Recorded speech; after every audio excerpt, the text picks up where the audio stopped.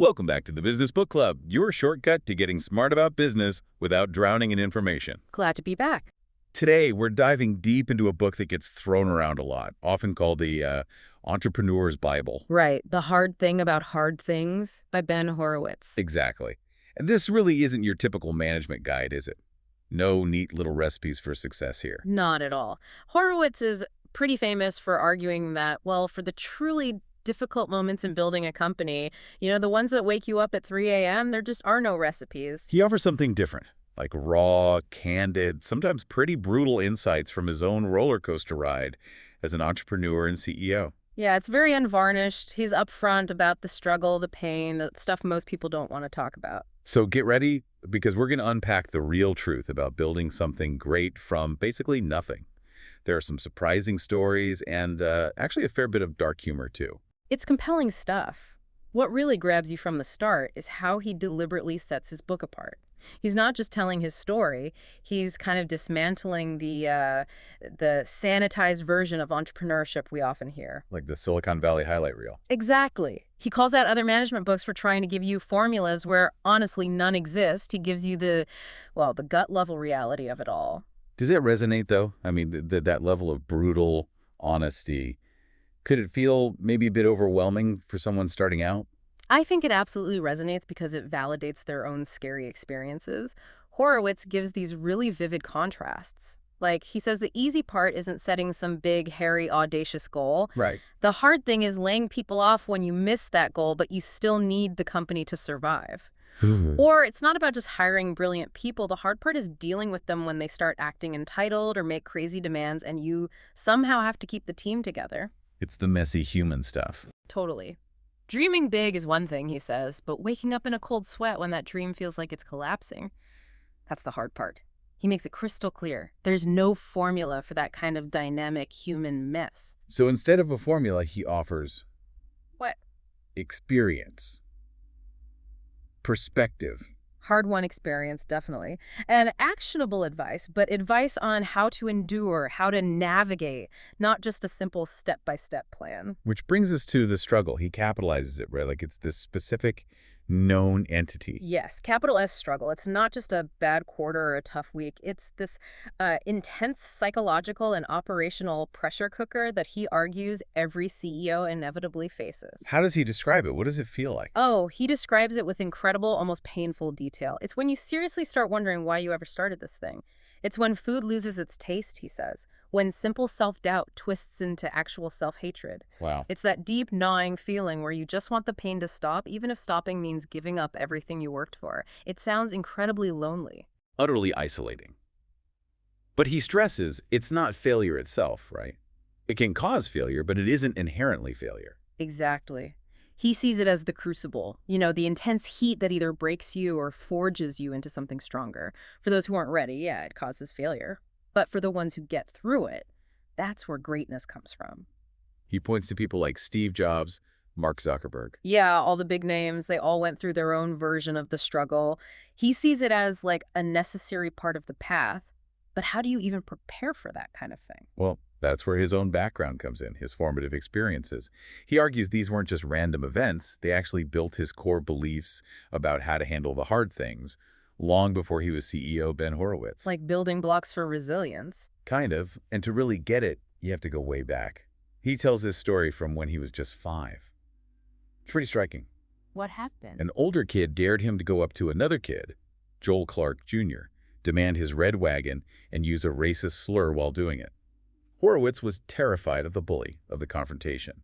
Understandably. But when he finally walked up to Joel, what came out wasn't the slur. He just asked, "Can I ride in your wagon?" Yeah. And Joel just said, "Sure." They became lifelong best friends. Horowitz says the lesson was huge. Being scared doesn't make you a coward. What you do matters. And maybe even bigger. Don't judge by appearances. You can't shortcut understanding people. That's a profound lesson for a 5-year-old. Empathy right from the start. And that thread continues, right? Like with his high school football coach. Oh, yeah. Chico Mendoza. The unforgettable turn your shit in speech. Apparently, it was legendary. Huh. What was the takeaway there? That sometimes leadership is just about getting people to listen, even if it's just out of sheer curiosity about what you're going to say next. And that clarity Even blunt, profane clarity cuts through the noise way better than polite jargon. Directness. Okay, that makes sense given his later management style. And then there's a really personal one. Much later, at a failing startup, NetLabs. His life was incredibly stressful. His young daughter had just been diagnosed with autism. Oh, wow, that's intense. His father visited him on this miserably hot day and told him this joke. Son, you know what's cheap? Flowers. You know what's expensive?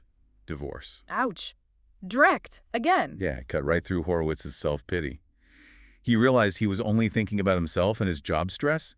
He saw instantly he had to prioritize his family, not try to be a hero everywhere, and failed what mattered most. He quit NetLabs the next day. That's a huge decision, but it clearly shaped his people first thinking later on. Absolutely. And this idea of confronting problems head-on, even when it's ugly, really came to a head during the internet wars at Netscape. Right, against Microsoft. That sounds like a nightmare scenario. It was brutal. He was leading the server product line, and Microsoft was giving away their browser for free, basically destroying Netscape's main business model.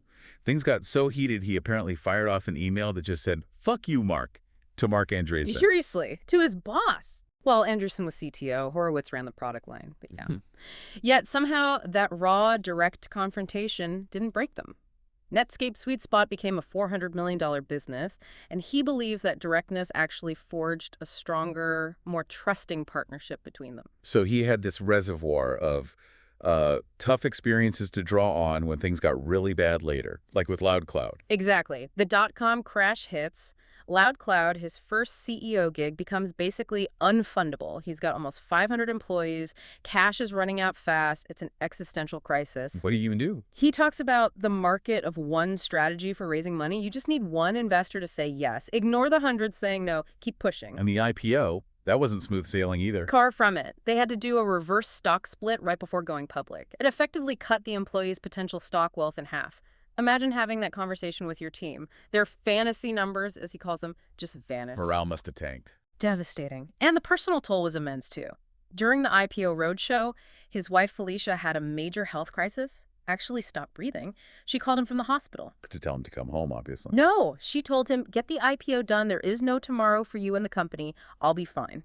That's an incredible sacrifice. It really underlines the struggle he talks about. It affects everyone. Absolutely. And it leads him to this really crucial idea, the difference between being a wartime CEO and a peacetime CEO. Okay, explain that. A peacetime CEO gets to focus on expanding, empowering teams, building culture, looking at big strategic horizons, think growth and opportunity. Standard CEO stuff. Right. But a wartime CEO like Horowitz, when LoudCloud was fighting for its life and pivoting to become Opsware, has to make unilateral, often deeply unpopular decisions just to survive. He talks about shutting down smart employees who wanted to debate strategy, literally asking, did I ask for this presentation? Harsh, but necessary. In his view, yes. It wasn't about being a dictator. It was about absolute focus. Getting everyone marching in the same direction immediately because there was no room for error. And that wartime footing was needed again later, right? The EDS crisis. Oh, yeah. The 60 Days to Live crisis at Opsware, EDS was their biggest customer by far, like 90% of revenue. 90%. Yeah. And they threatened to pull the plug because of ongoing technical problems. Horowitz had 60 days to fix it, or Opsware was toast. How did he handle that? A brilliant two-pronged attack. He put his best technical manager, Jason Rosenthal, in charge of fixing the core issues, telling the entire company Jason's requests were top priority. Period. Okay, fix the problem. Makes sense. But simultaneously, he tasked another exec, Anthony Wright, with finding exciting value for EDS. Something unexpected, something valuable they weren't even asking for.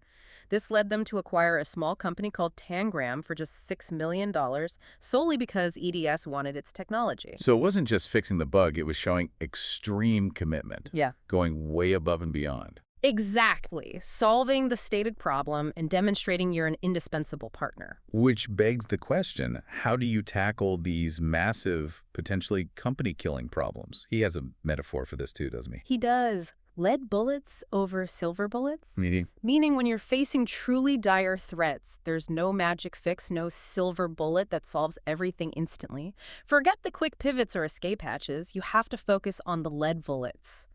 The hard, grinding, fundamental work. Like what? Like actually building a better product, fixing the deep-seated technical issues, making those painful organizational changes nobody wants to make. It's about confronting the core problem head-on, doing the necessary, unglamorous work, no excuses. You can't sneak around the problem, you have to go through it. Precisely. And related to that is his blunt mantra, nobody cares. Huh. That sounds harsh, too. It is, but it's practical. He learned it from legendary football coaches like Bill Parcells. When things go sideways, nobody, not your board, not your customers, not the market cares about your excuses or why it happened or how unfair it feels. So stop complaining and fix it. Basically, all the energy you spend on self-pity or crafting the perfect explanation for failure, that's energy you should be using to find a way out, however impossible it seems. Just run your company. Focus entirely on solutions. Okay, so lots of focus on enduring crisis. How does this translate into building an organization that can actually withstand these things day to day? Well, he leans heavily on a philosophy from his mentor, Jim Barksdale, the former Netscape CEO. People, products, profits in that order. People first. We hear that a lot. But does Horowitz really mean it? He seems to, very deeply. He argues that making your company a genuinely good place to work isn't just a nice to have, it's fundamental to survival. Why specifically for survival? Because when things get really tough, stock options are underwater, the hours are brutal, the future is uncertain, the only reason good people stay is because they actually value the work environment and the people they work with. The intrinsic motivation becomes paramount. So the culture becomes the retention strategy. Exactly. He tells the story about confronting a manager's boss because the manager wasn't doing their one-on-ones. He basically threatened to fire the boss if it didn't get fixed, stating his primary goal was making Opsware a good company. Because in the crucible of the struggle, that becomes your last line of defense against attrition. And a key part of making it a good place is training, right? Even for startups that feel like they have no time. Yes, he's adamant about this, citing Andy Grove from Intel. He calls training the highest leverage activity a manager can do. Higher leverage than, say, closing a deal. In the long run, yes. Good training improves productivity across the board, makes performance management easier and fairer, lifts product quality, and crucially boosts retention. People feel invested in. You wrote that famous good product manager, bad product manager memo as part of this, right? Exactly, as a clear training tool defining expectations. His line is powerful. Being too busy to train is the moral equivalent of being too hungry to eat. You're starving your company of its future potential. Okay, another interesting idea is about hiring. He says hire for strength, not for lack of weakness. What does that mean in practice? It means sometimes you need a specific, maybe even disruptive talent so badly that you overlook other areas where the candidate might be weak or unconventional or maybe not a perfect culture fit in the traditional sense. Like the Mark Cranny example, his head of sale. Perfect example. Cranny didn't have the typical pedigree, apparently made some people uncomfortable. The board was skeptical. But Horowitz saw he possessed a unique genius for sales, which Opsware desperately needed. He dug deep, called dozens of references, and confirmed Cranny's exceptional ability. He hired the specific strength the company couldn't live without. Which requires judgment and courage, especially against internal resistance. For sure. And it connects to another key concept, avoiding management debt. Like technical debt, but for organizational stuff. Exactly. It's the idea that making easy, expedient management decisions now, like putting off a tough performance review, appointing co-heads to avoid conflict, making a knee-jerk counteroffer creates much bigger, harder-to-fix problems later on. Interest accrues. Can you give an example of how that debt compounds? Sure, that counteroffer. You keep one person happy temporarily, but you've just taught everyone else that the way to get a raise is to get an outside offer. Suddenly, your compensation structure is a mess, driven by external leverage, not internal value, or avoiding firing an underperformer. Team morale suffers, good people might leave, and the problem only gets harder to address later. So the hard answer up front is actually cheaper in the long run. That's the argument. Experienced leaders learn to pay the upfront cost to avoid that compounding management debt that can poison a culture. He also talks about minimizing politics. How does he suggest doing that? He says it often starts with the CEO, unintentionally. Yeah, if the CEO plays favorites or makes decisions outside of clear processes, that signals to everyone else that politics is how things get done. His advice is twofold. Hire people whose primary ambition is for the company's success, not just their own. And build really rigorous, transparent processes for sensitive things like compensation, promotions, resource allocation.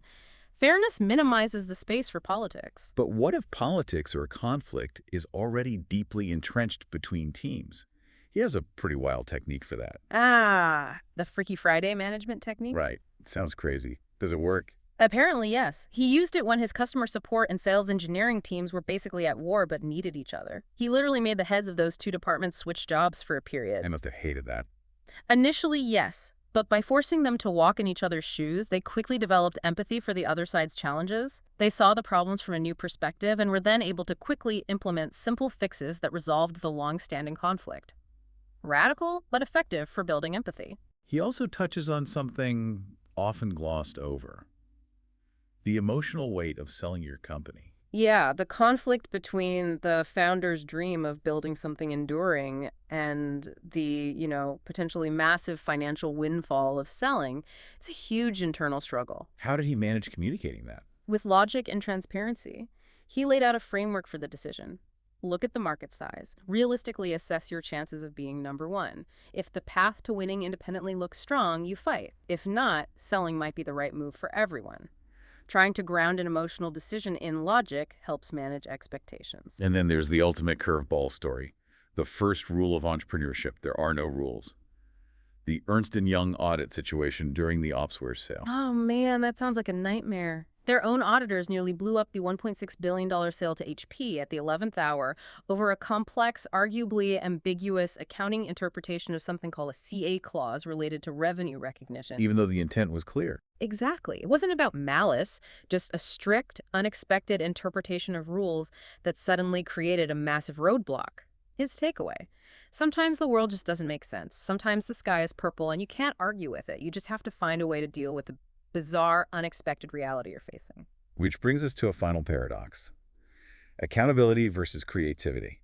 How do you hold people responsible for results, especially when you're asking them to take risks, to use those lead bullets without killing innovation? It's a tightrope walk. He suggests evaluating failures by considering a few things. How senior was the person? More experience means higher expectations for judgment. How difficult was the challenge? Some things are just incredibly hard. And maybe most importantly, was the risk worth taking? Did we learn something valuable even in failure? It's about fostering calculated risk-taking, not recklessness. And this whole philosophy, understanding the struggle, needing specific skills and networks, that all fed into founding Andreessen Horowitz, right? Yeah. A16. Absolutely. It grew directly from his own painful experiences, particularly feeling like a fake CEO early on because, like many technical founders, he lacked the traditional CEO training and network. So what was A16's ALIDS designed to fix? Those two specific deficits. First, the CEO skill set. They staffed the firm with general partners who were former founders and operators, people who could provide real, practical mentorship, not just financial oversight. Second, the CEO network. They deliberately built a huge professional services network within the firm, modeled on talent agencies like CAA, to actively help portfolio companies with recruiting, business development, marketing, connecting them to the people they needed to succeed. So it's about arming founders for the struggle. Exactly. Helping them embrace it, leverage their unique backgrounds, even their weirdness, as he puts it. He quotes his grandfather, quoting Marx, "Life is struggle." And Horowitz believes that's maybe the most crucial lesson of all in entrepreneurship. It's not about avoiding the struggle. It's about finding meaning and strength within it. Okay, so let's distill this down. If you're listening to this, maybe you're an entrepreneur, maybe you're leading a team through tough times. What are the key actionable lessons here? First, I'd say practice radical candor. Be brutally honest, transparent with your team, even when the news is bad. It builds trust and gets everyone facing the same reality. Okay, what else? Second, prioritize your people. Seriously. Make your company a genuinely good place to work. Invest in training, do your one-on-ones, show genuine care. When things get tough, that culture is what keeps your best people loyal. It's your ultimate retention tool. Got it. People first, for real. Number 3. Confront the lead bullets. Don't waste time looking for easy fixes or shortcuts when facing fundamental problems. Do the hard, necessary work. Build a better product. Fix the core issue. Makes sense. Number 4. Adapt your leadership style. Know the difference between peacetime and wartime leadership and be ready to switch modes based on the company's reality. What works in growth might fail in crisis and vice versa. Crucial distinction. 5th. Embrace the struggle. Accept that this path is going to be hard, lonely, and painful at times, but understand that's where growth happens, for you and the company. Don't quit just because it's hard. Find strength in the difficulty. Yeah. And lastly? Avoid management debt. Make the tough but correct organizational calls early. Don't let small, expedient decisions fester into huge cultural problems down the road. Pay the price up front. Wow. So the hard thing about hard things really does strip away the glamour. It shows the gritty, sometimes ugly, but ultimately maybe more glorious truth of building something meaningful. Yeah, it's a potent reminder. Starting a company might be financially cheaper than ever, but the courage required, the resilience needed to navigate the hard things and build something great, that bar hasn't moved. It's as high as ever. Well, hopefully this deep dive gave you a lot to think about, maybe some frameworks for your own challenges, whether in business or just life. It's about resilience, leadership, and finding growth in adversity. Definitely a lot to chew on. To keep getting insights like these from essential business books, make sure you subscribe to the Business Book Club. We'll be back soon with another deep dive.